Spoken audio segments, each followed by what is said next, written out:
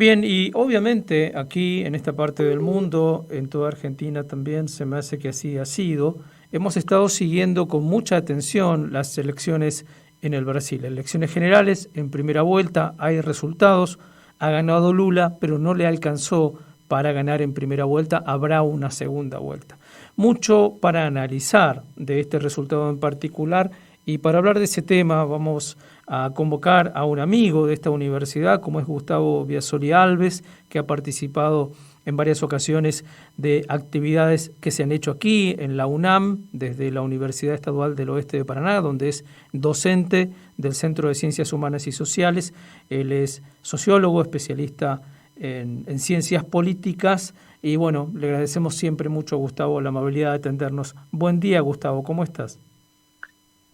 Bom dia, Miguel. Tudo bem? E vocês, como é que estão?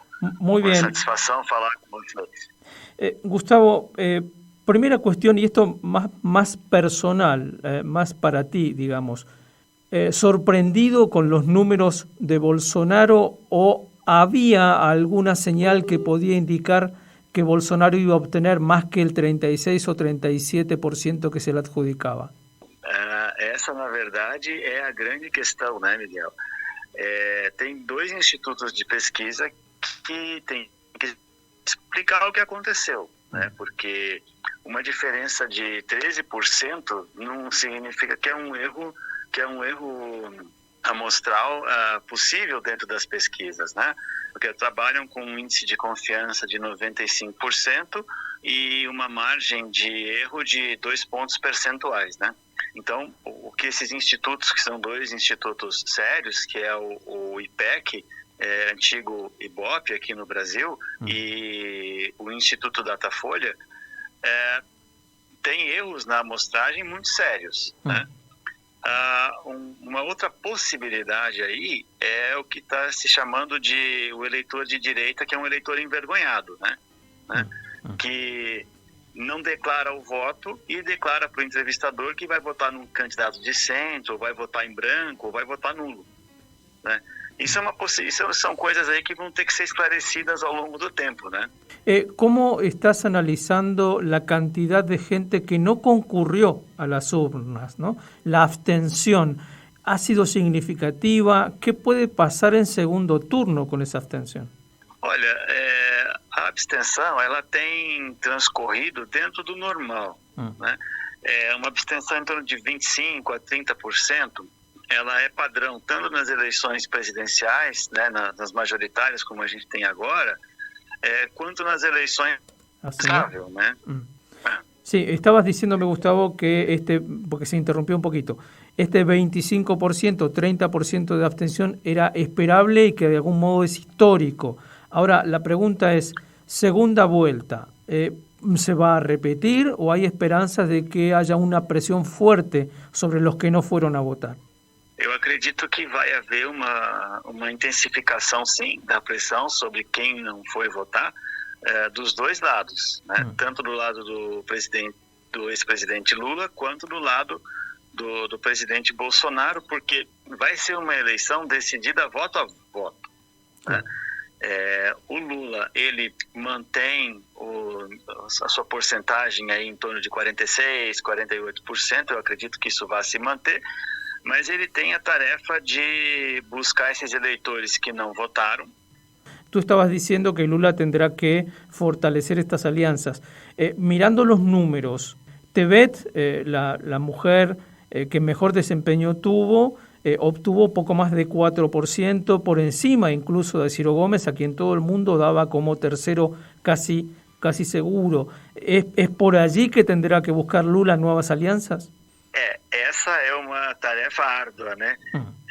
Ingrata para ele, porque o eleitor da Simone Tebet, né? A Simone fez uma campanha em que ela potencializou muito a questão feminina, né? Ela se colocou como uma candidata representante das mulheres, né?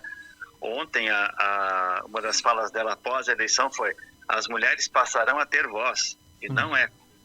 Eu dizia que ele tem uma tarefa árdua, né? Porque ele tem na base da Simone Tebet o Partido Cidadania, né? Com o Roberto Freire, que é um membro histórico da política brasileira, membro do Partido Comunista Brasileiro, mas que rompeu com ele há muito tempo, né? Ao mesmo tempo, o PSDB, na figura do ex-senador Tasso Gereissati, também faz parte dessa base. Ou seja, ele vai ter que continuar reconstruindo uma base social-democrata, que ele começou a fazer isso quando trouxe o seu candidato a vice-presidente, que é o Geraldo Alckmin, para ver se consegue angariar a base, né? E fazer um discurso mais próximo do eleitor da Simone, para ele também é um desafio, porque a Simone bateu muito pesado. Ela bateu muito pesado na questão da corrupção nos dois governos, tanto na corrupção do governo do presidente Bolsonaro, quanto nas questões de corrupção dos governos do PT. Então, é um desafio bastante grande ganhar essa base, mas é uma coisa necessária se ele quiser almejar a vitória no segundo turno, né? Seguro. Se ele quiser obter a vitória no segundo turno, vai ter que conquistar esse pessoal. Última pregunta, Gustavo. El dominio territorial. Nuevamente quedó claro la fortaleza del PT en el norte y en el nordeste, pero me parece que el resultado de San Pablo y la fuerte presencia de Bolsonaro en el sur va a ser un contrapeso muy fuerte. ¿Qué estados aparecen como árbitros, digamos, de esta situación? ¿En qué estados se va de algún modo a dirimir el número a número, el voto a voto de esta elección? Difícil responder essa questão, muito difícil, porque se a gente analisar historicamente, se repetiu bastante já o quadro de 2014 e o quadro de 2018 eleitoralmente, né? A diferença aqui é o estado de Minas Gerais, que foi bolsonarista na eleição de 18 e agora aparece como um estado onde o PT ganhou. Se a gente for analisar o quadro um pouco mais profundamente, se observa que tem um padrão na política brasileira, né? A centralidade no executivo, porque o presidente fez a maioria do Congresso Nacional, certo? Isso vai ter um peso importante agora no segundo turno, né? Também ele conseguiu uma base muito sólida nos governadores, vários governadores reeleitos em primeiro turno com uma votação expressiva. Então, como eu dizia, né, se observa um padrão na política brasileira, né, dessa centralidade do executivo. O presidente fez a maioria do Congresso Nacional, certo? Fez fez a maioria dos governadores de estado, muitos deles reeleitos com uma votação bastante expressiva. Ou seja, ele ganhou uma base política muito forte, muito sólida, né? Se isso vai se reverter numa votação mais expressiva para ele, isso é difícil dizer, mas que existe esse potencial, existe sim.